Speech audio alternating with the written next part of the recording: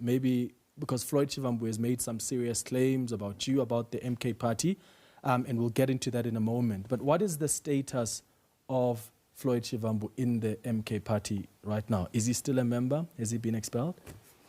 No, the gentleman in question is still a member.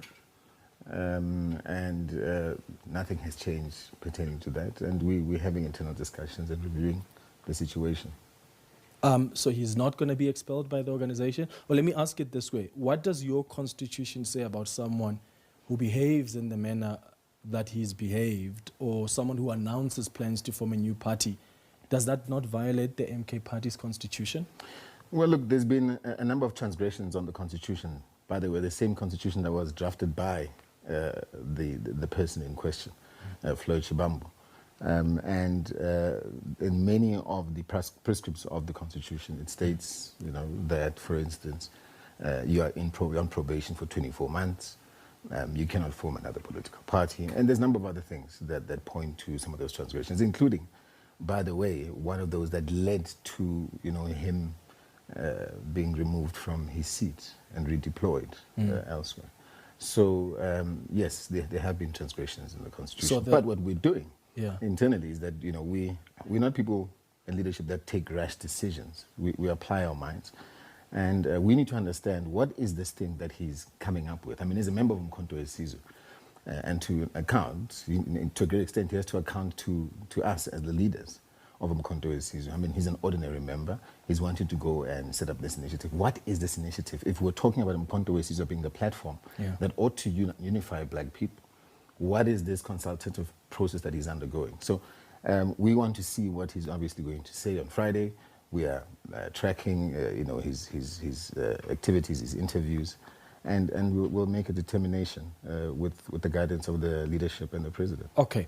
So we were told that he's going to move to Parliament and be a member of Parliament, but then he wasn't on the list.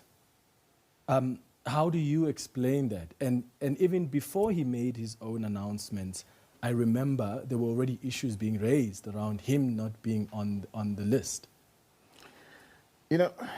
Upon further review of when a person leaves office, you now get access to certain documentation, and as part of that handover process, which he still has to thoroughly hand over. There were things that we picked up that we felt could be concerning for the party if he were to be sent to Parliament.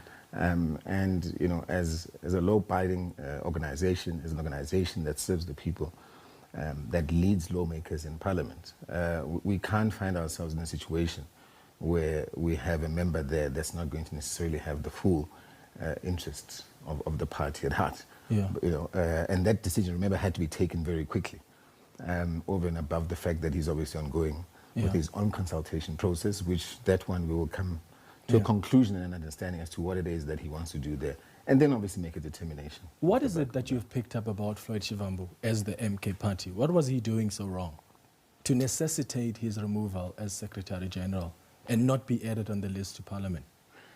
Well, the first one pertains to the Constitution as stated. He undertook an international trip without the approval of the president when he stated that it was the president that approved that trip. That was a total lie, and he confirms that. He's confirmed off the back of that presser when he gave him a platform to speak.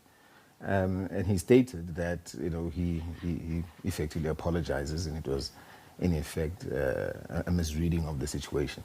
But the reality is we're dealing with a person here who misrepresented the facts, misrepresented the president, misrepresented the organization, and put the organization to disrepute. That's why the statement that was released by myself, you'd have noticed we waited the whole day before we could even release that statement. Because, as is the case right now, we apply our minds as leaders. We don't just take knee-jerk reactions, with our fellow members and leaders. So only then, later on in the evening, and I'd had an extensive conversation, by the way, with the president, consulting on this. We then released a statement, and that statement was approved by everyone who's in the leadership. And that's what it is. We've never reversed our posture on that statement.